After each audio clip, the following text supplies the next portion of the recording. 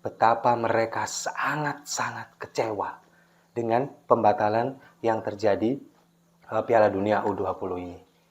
Harapan mereka pupus, dan yang pastinya kejadian ini juga belum tentu bisa terulang lagi. Mungkin 20, 30, 40 atau bahkan 50 tahun lagi, belum tentu kita punya kesempatan untuk menjadi tuan rumah Piala Dunia, baik U20 ataupun yang senior. Dan untuk kalian semua yang sudah menggagalkan ini semua, selamat, dan saya yakin kalian semua pasti saat ini sedang tertawa puas dengan apa yang sudah kalian upayakan.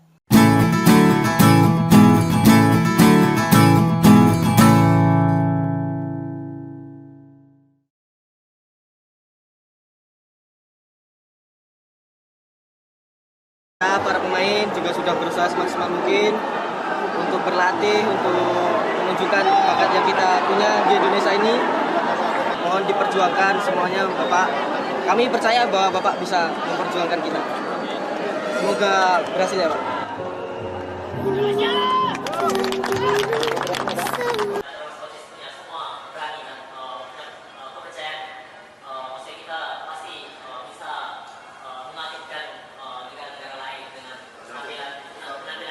Saya yakin pemain juga kecewa karena ini yang kalian tunggu-tunggu dengan latihan itu pada testing kemana aja, bos, testing ke Korea, ke Spanyol, kemana aja, hasilnya sekarang nol. Jadi saya nggak peduli, ini bukan politik, ini bukan agama, mas. Saya bilang ini hanya olahraga aja, mas. Salam damai untuk Indonesia, berjumpa lagi bersama saya, Papa Dimas. Informasi, sudah lihat kan potongan video tadi? Betapa mereka sangat-sangat kecewa dengan pembatalan yang terjadi Piala Dunia U20 ini. Harapan mereka pupus, dan yang pastinya kejadian ini juga belum tentu bisa terulang lagi. Mungkin 20, 30, 40 atau bahkan 50 tahun lagi, belum tentu kita punya kesempatan untuk menjadi tuan rumah Piala Dunia, baik U20 ataupun yang senior. Dan untuk kalian semua yang sudah menggagalkan ini semua, selamat, dan saya yakin kalian semua pasti saat ini sedang tertawa puas dengan apa yang sudah kalian upayakan. Kalau kita melihat kekecewaan yang dirasakan oleh Hoki Caraka dan kawan-kawan tadi, jelas sekali. Mereka dari tahun 2019, ketika mereka masih umur 16-17 tahun, mereka berjuang ingin masuk ke Piala Dunia U20. Mereka berjuang, kemudian mengikuti kualifikasi Piala Dunia. Kemudian mereka ikut kejuaraan Piala Asia U20, gagal. Kalau misalkan di Piala Asia U20 mereka kemudian masuk ke semifinal 4 besar, ini otomatis lolos ke Piala Dunia U20. Tapi mereka gagal. Yang lolos akhirnya Uzbekistan, Korea Selatan, Jepang, dan Iran. Indonesia akhirnya bisa lolos meskipun dengan status sebagai tuan rumah. Tapi lihat sekarang, harapan mereka pupus gara-gara ulah segelintir orang, entah itu politisi, entah itu orang-orang yang tidak ingin Indonesia maju, akhirnya mereka mengubur hidup-hidup, mengubur dalam-dalam harapan mereka untuk bisa tampil di Piala Dunia. Sebuah kebanggaan, tampil di Piala Dunia meskipun statusnya tuan rumah, meskipun statusnya mereka mendapatkan katakanlah privilege atau giveaway, karena sebagai tuan rumah. Tapi ini yang menjadi kebanggaan mereka. Anak-anak muda ini hanya ingin bermain bola. Tapi ya kalau kita melihat perjuangan bagaimana seorang Erick Thohir harus terbang ke Qatar, ke Doha, untuk memperjuangkan ini semua. Tapi ternyata FIFA tidak bisa mentolerir. Memang kalau kita lihat FIFA ini sangat sensitif dengan isu-isu SARA, diskriminatif, kemudian masalah negara atau pemerintah yang ikut campur ke dalam federasi sepak bola di suatu negara, FIFA ini nggak bisa mentolerir itu. Dan ini kan yang terjadi di Indonesia sekarang, sepak bola ini dicampuri dengan urusan politik. Itu yang kemudian membuat FIFA akhirnya tidak bisa mentolerir itu. Dan ini semua juga tidak bisa dipisahkan dari gelombang penolakan terhadap timnas Israel. Itu yang membuat kemudian FIFA memutuskan untuk membatalkan ini. Dan apakah nantinya timnas Indonesia ini bisa ikut berlaga kalau misalkan Piala Dunia ini dipindah tuan rumahnya? Saya rasa enggak, karena mereka statusnya ini adalah lolos ke final Piala Dunia ini adalah statusnya tuan rumah. Kalau misalkan tuan rumah ini dipindah, kemudian negara yang bersangkutan, yang ketempatan sebagai tuan rumah ini kebetulan tidak lolos kualifikasi, otomatis mereka lolos. Dan kabarnya ini yang paling santer, yang paling dekat, yang paling terdengar ini adalah Argentina. Sementara timnas U20 Argentina tidak lolos ke Piala Dunia U20. Kemungkinan besar kalau misalkan ini dipindah ke Argentina, maka jatah Indonesia, slot untuk timnas Indonesia diambil oleh timnas Argentina U20. Dan harapan anak-anak muda ini, Hoki Caraka dan kawan-kawan ini hancur. Dan nggak cuma itu aja, kita berandai-andai, semoga ini nggak terjadi. Sanksi yang membayang-bayangi kita ke depan. Di surat FIFA kemarin yang sudah, mungkin juga pemirsa Siwo TV sudah pada baca, sanksi akan diberikan dalam waktu dekat. Entah itu sanksinya seperti apa, yang jelas kalau misalkan sampai sepak bola kita dibekukan, otomatis liga kita akan mandek. Pembibitan usia muda akan totali selesai. Kemudian yang paling dekat apa? SEA Games. Timnas sepak bola kita juga U22, ini yang sekarang sedang dipersiapkan oleh Indra Safri, juga tidak akan bisa masuk ke sana.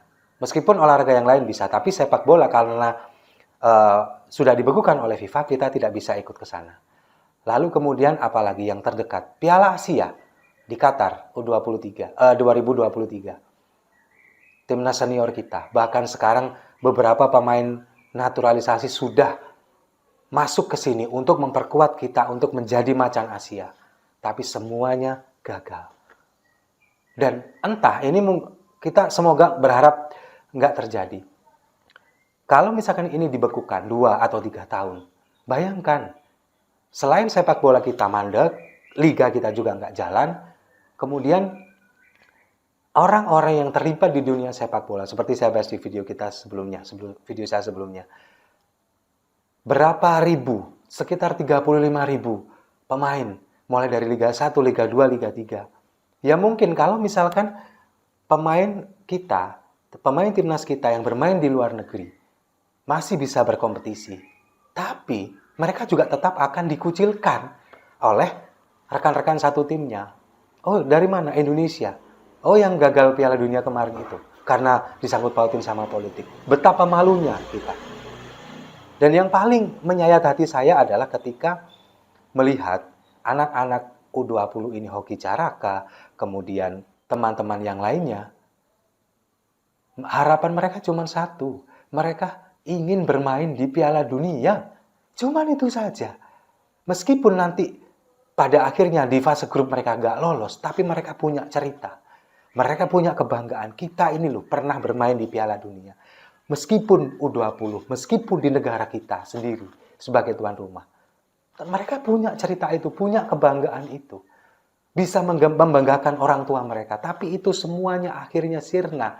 Dikubur dalam-dalam hanya demi nafsu atau ambisi orang-orang yang tidak sama sekali peduli dengan sepak bola kita. Itu yang sangat disayangkan. Jadi, untuk semua orang yang kemudian beberapa waktu yang lalu menolak timnas Israel, kemudian pada akhirnya ikut andil dalam pembatalan ini, mereka memang nggak pernah berpikir ke arah sana. Bahwa anak-anak muda kita, timnas U20, ini sudah berlatih sedemikian hebat, sedemikian keras. Bahkan kalau kita lihat di YouTube-nya PSSI TV, Hoki Caraka ini mengatakan bahwa setiap hari mereka ini berlatih bahkan sehari bisa sampai 3 kali. Demi untuk bisa mengasah kemampuan mereka, skill mereka, untuk menunjukkan bakat mereka di depan mata dunia bahwa mereka layak ada di ajang ini, ada di Piala Dunia. Semuanya sirna. Ya, tapi itu sudah sebuah keputusan. Apa boleh buat, kita cuman hanya bisa berharap sekarang sanksi yang diberikan FIFA ini tidak terlalu berat, apalagi jangan sampai tim sepak bola kita di-ban oleh FIFA. Karena kalau misalkan di-ban ini fatal. Tapi kalau misalkan sanksinya ini tidak berat, mungkin kita hanya mendapatkan sanksi sosial saja di mata sepak bola dunia. Kita mungkin dikucilkan dari pergaulan sepak bola dunia, olahraga internasional, dan ada kemungkinan juga kalau misalkan kita mengajukan diri menjadi tuan rumah dalam event ajang olahraga apapun, itu kemungkinan juga panitia penyelenggara akan berpikir ulang. Karena berdasarkan pengalaman yang sekarang. Tapi kita tetap masih berterima kasih kepada pemerintah, kepada Presiden Jokowi tentunya yang sudah mengupayakan ini semua dari tahun 2019, kemudian juga berusaha untuk memperbaiki infrastruktur stadion-stadion yang akan digunakan, sudah menelan biaya berapa puluh miliar, berapa ratus miliar yang dianggarkan. Kemudian klub-klub yang home base-nya digunakan untuk akan digunakan untuk Piala Dunia ini juga mereka harus berpindah home base, itu juga membutuhkan biaya. Dan tidak lupa juga banyak terima kasih kepada Ketua PSSI yang sudah berupaya untuk melobi kepada FIFA, berusaha untuk semua ini agar terlaksana, tapi ya kita hasilnya menerima yang seperti ini. Dan ini semua hanya gara-gara isu Palestina, penolakan isu Israel, penolakan timnas Israel yang akhirnya membuat ini semua jadi batal. Ya, jadi mungkin sekarang buat semua yang kemarin ikut andil dalam pembatalan ini, mungkin sekarang kalian tertawa puas, tersenyum puas. Untuk para politisi-politisi, mungkin tujuan kalian sudah tercapai, selamat. Untuk para oposan yang menolak ini hanya tidak ingin Indonesia maju, ingin kita ini chaos, selamat, tujuan kalian juga hampir tercapai. Tapi ingat, di balik kejadian ini pasti ada hikmahnya. Anak-anak muda kita, usia U20, mereka juga masih punya mimpi yang sangat besar. Semoga mereka tidak down, tidak drop, meskipun saya mendengar kabar bahwa semalaman mereka menangis sejadi-jadinya karena ini semua. Dan kalau kita melihat beberapa akun media sosial dari Ganjar Pranowo dan juga Wayan Koster diserang oleh mereka, meskipun Wayan Koster menutup kolom komentar di akun Instagramnya, tapi Ganjar Pranowo masih menerima itu dan tetap diserang. Bahkan Hoki Caraka dan juga satu lagi siapa saya lupa ini mengucapkan selamat kepada Ganjar Pranowo karena sudah membuat mereka mengubur impiannya. Jadi sekali lagi, apa yang disampaikan Hoki Caraka ini benar-benar menusuk hati kita semua bahwa demi mempertahankan, membela negara lain, kalian harus mengubur impian dari anak-anak bangsa kita sendiri. Jadi, ya semoga, cuma satu harapan kita, semoga kita tidak diberi sanksi yang berat oleh FIFA. Dan untuk semua kalian, siapapun yang sudah ikut andil dalam pembatalan ini, termasuk yang membawa isu Palestina dan menolak timnas Israel, hanya satu kata buat kalian semua. Asu! Saya rasa itu, terima kasih sudah menyimak. Jangan lupa like, komen, dan subscribe. Sampai jumpa di video saya selanjutnya. Salam damai untuk Indonesia.